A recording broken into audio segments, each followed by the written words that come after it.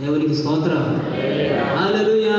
దేవుడు కొంతమందిని అడిగిన వెంటనే నా ప్రియమైన దేవుని బిడ్డ ఇప్పటికే ఇల్లు కట్టారు, 2 లక్షలు అయిపోయినాయి, మనం ఇస్తే ఎక్కడి నుంచి తెచ్చుకొని ఇస్తారు అని ఆలోచన చేసి ఇయ్యాలో లేదా డిసైడ్ అవుతారు. నా ప్రియమైన దేవుని బిడ్డ ఆ ఉన్నదానిని ఎప్పటికప్పుడు చేతులు పెట్టుకొని దేవునికి కృతజ్ఞతాస్తుతులు చెల్లిస్తూ ఉంటాం.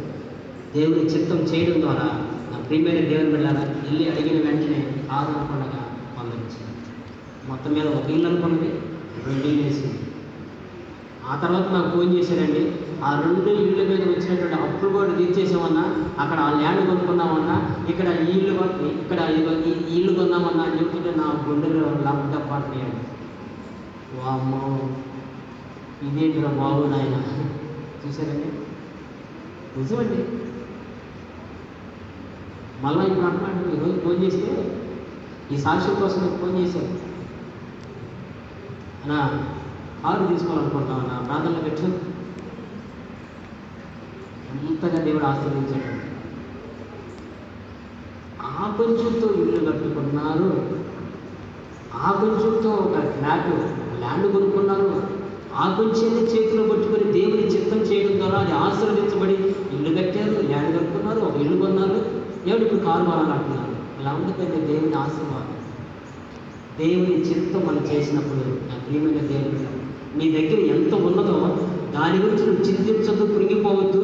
ఏం చేయాలి దీంతో అని ఆలోచన చేయవద్దు. అన్నీ పక్కన పెట్టుకొని నీ చేతిలో ఉన్నదాన్ని చేత్తో పట్టుకొని ప్రభుత్వ కృతజ్ఞతాస్తుతులు చెల్లించి దేవుని చిత్తం మీరు చేయండి. దేవుని చిత్తం చేసే వారికి ఎవరి కొంచెము సమృద్ధిగా ఆశీర్వదించబడునుగాక. హల్లెలూయా, హల్లెలూయా. ప్రియమైన దేవుని బిడ్డలారా, ఒకటి దేవుని చిత్తం మనం చేసినప్పుడు నెమ్మది కలిగినటువంటి జీవితం. దేవుని చిత్తం మనం చేసినప్పుడు మన మొదటి పంచమే దాని సమృద్ధి అయ్యేటట్లు దేవుడు ఆశీర్వదిస్తాడు. దేవునికి స్తోత్రం. హల్లెలూయా. ఆఖరిగా ఒక మాట చెప్పి నేను ముగిస్తానండి. అదేంటంటే యోబు గ్రంథము 1వ అధ్యాయము 21, 22 వచనాలు. త్వరగా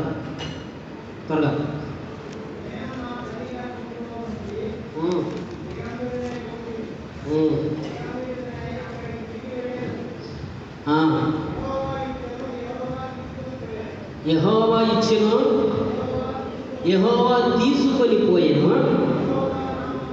యెహోవా నామమునకే స్తుతి కలుగునుగాక. దేవునికి స్తోత్రం. హల్లెలూయా. ప్రతి విషయంలో కూడా దేవుడిని స్తుతించడం దేవుని చిత్తం.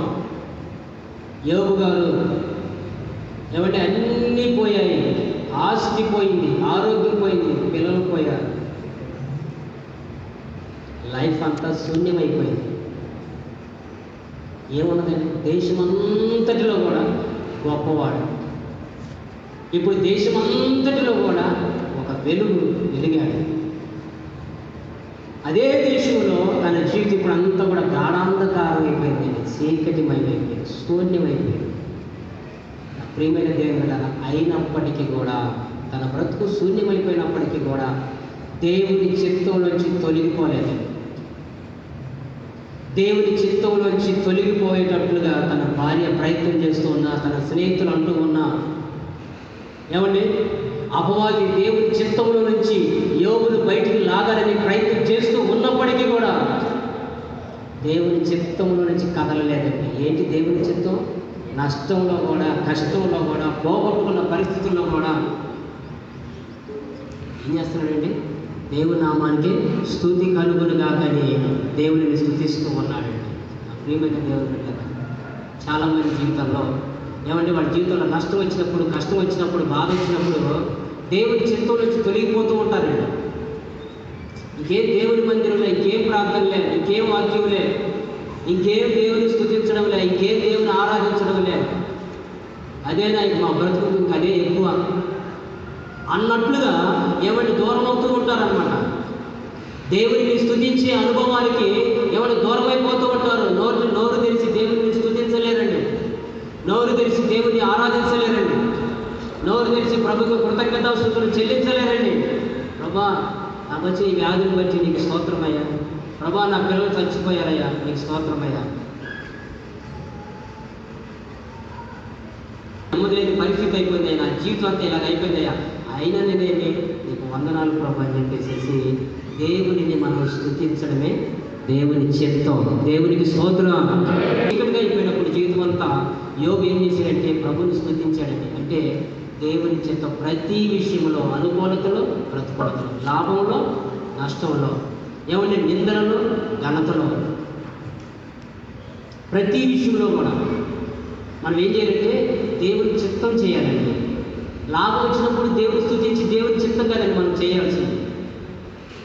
ఏమంటే మనకు ఘనత వచ్చినప్పుడు కాదండి, మనకు ఘనత వచ్చినప్పుడు మాత్రమే కాదండి, మనం ఘనత పోయినా, మన బ్రతుకులో నిందించబడే పరిస్థితులే వచ్చినా, మన బ్రతుకులో నా ప్రియమైన దేవుడు నష్టపోయే పరిస్థితులు వచ్చినప్పుడు కూడా, నష్టంలో, కష్టంలో, వ్యాధి బాధల్లో, సమస్తములో కూడా ఏం చేయాలంటే మనసారా ప్రభుని ఏం చేయాలండి, స్తుతించాలి, యెహోవాని స్తుతించాలి. అందుకే నా ప్రియమైన దేవుడు బిడ్డలారా, మన దేవుని చిత్తం చేసి బిడ్డలమైతే మన బ్రతుకులు ఏది పోయినా సరే తిరిగి దానికంటే అధికముగా మనం పొందుకోగలిగేటట్లుగా ప్రభు మనల్ని ఆశీర్వదిస్తాడంటే చప్పటి బట్టి దేవుని నామాన్ని మహిమపడతాడు.